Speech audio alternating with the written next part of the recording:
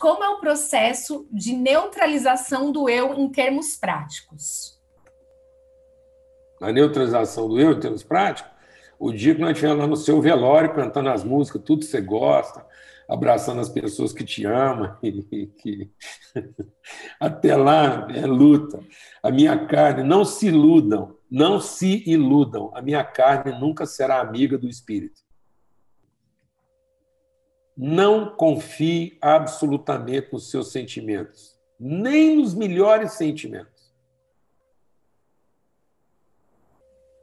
Não confie nas suas emoções. Confie nas suas convicções, no seu conhecimento de Deus. E cuidado com os seus sentimentos, porque até aqueles que são favoráveis, você pode ter certeza que de alguma forma é por interesse, é porque alguém fez o que você gosta e você está se sentindo bem. Então, enganoso é o coração do homem, mais corrupto do que todas as coisas. Então, o nosso eu, o eu mesmo, é só o dia que a nossa alma finalmente se vê livre dessa carne. Até lá, o eu é crise. Meu eu é um ser em crise 25 horas por dia entre aquilo que são os sentimentos da minha carne e as convicções do meu espírito. É luta o tempo todo. Até dormindo eu não posso confiar muito naquilo, nas emulações da minha carne. Por quê? Porque o que é o homem? O homem é um recipiente carnal que recebeu uma natureza espiritual, e quando o espírito, ou seja, a condição espiritual encontrou a condição carnal, isso fez o homem. Então, o humano ser, diferentemente de todos os outros seres da criação, o humano ser é essa conexão, esse amalgamento, essa mistura de uma carne, um recipiente, um corpo, com uma natureza espiritual. Quando o espírito, ainda era o espírito do homem, não é o espírito de Deus, não foi, Deus soprou no homem a condição espiritual, ou seja, ele soprou no homem a possibilidade de ser um ser espiritual, de modo que agora o corpo com o espírito, a hora que o espírito encontrou o corpo, formou a alma. Então, a alma é esse ponto de conexão que percebe e se comunica com o espiritual e também percebe e se comunica com o terreno. Então, isso é a alma. Só a alma humana consegue perceber o que é espiritual e o que é terreno. E Deus falou que o dia que o homem pecar seria morrer. O que é morrer? Morrer o espírito do homem. Então, quando o homem pecou, ele perdeu toda a conectividade espiritual. Mas a alma dele continuou tendo lembrança espiritual e realidade carnal. Então, ele passou a ser uma alma que tem anseios espirituais, mas só tem percepções o quê? Carnais.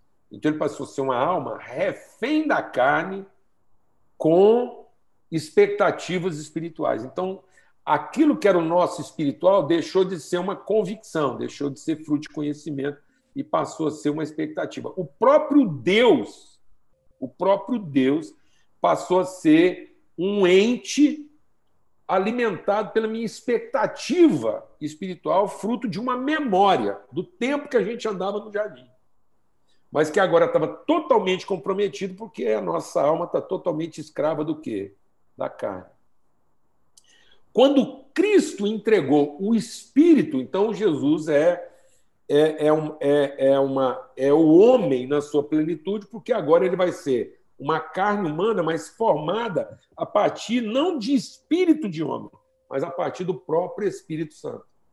Então, ele é um ser espiritual como nós, mas não um ser espiritual que tem espírito de homem, mas ele tem o próprio Espírito de Deus. Então, quando ele entrega o seu espírito, que ele é um homem com o Espírito de Deus, quando ele entrega o seu espírito, o Espírito de Cristo vindo em nós ressuscita a nossa condição espiritual, mas não mais agora como espírito de homem, eu sou ressuscitado espírito de Deus.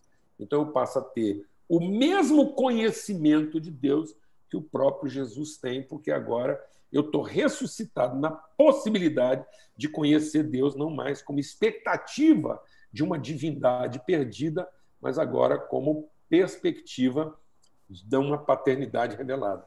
Então, agora eu recebo o Espírito Santo. Então, eu sou agora um homem formado a partir de uma relação com o Espírito. A minha alma agora está sendo redimida e liberta. A minha forma de pensamento está sendo liberta, porque agora ela tem a referência do Espírito Santo. Ela não vive mais de memória espiritual remota, dominada por uma carne que se assenhorou da minha alma. Mas agora a minha carne conflita na minha alma a presença de um espírito que me ensina a natureza de Deus. Então, minha alma é o ambiente da crise, em que ela ainda tem uma influência forte de uma carne que estava acostumada a dominar tudo, mas agora ela tem um enfrentamento do Espírito de Deus, que em mim me dá condições de resistir a essa carne. Então, bendita crise, bem-vindo à crise, e esse eu só vai ser liberto totalmente quando finalmente a gente se libertar dessa presença da carne e receber um novo corpo. E aí sim. Mas até lá é uma crise, mas não é uma crise de quem tem a possibilidade de perder, mas como quem vive a angústia de que, em sendo crise, eu tenho esperança de que eu já sou vencedor, porque essa carne não vai prevalecer sobre o Espírito de Deus que está em mim, apesar da crise. Então é angustiante, mas não é ansioso, porque eu não tenho medo de futuro, mas tenho noção e sensibilidade presente. Estou aqui em crise com vocês, mas é uma crise de quem está vivo, de quem está lutando, de quem está gemendo, e aí a gente vai se consolando, vai emprestando a nossa fé uns aos outros.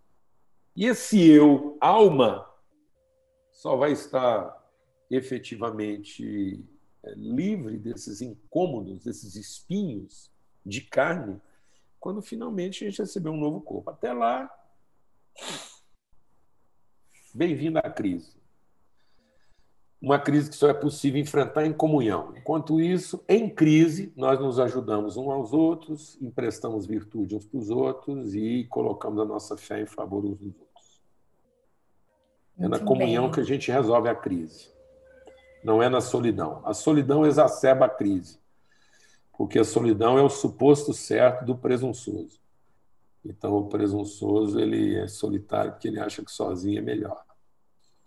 Mas o espiritual ele enfrenta suas crises em comunhão, porque ele sabe que é na comunhão que a nossa fé encontra seu sentido, sendo mútua.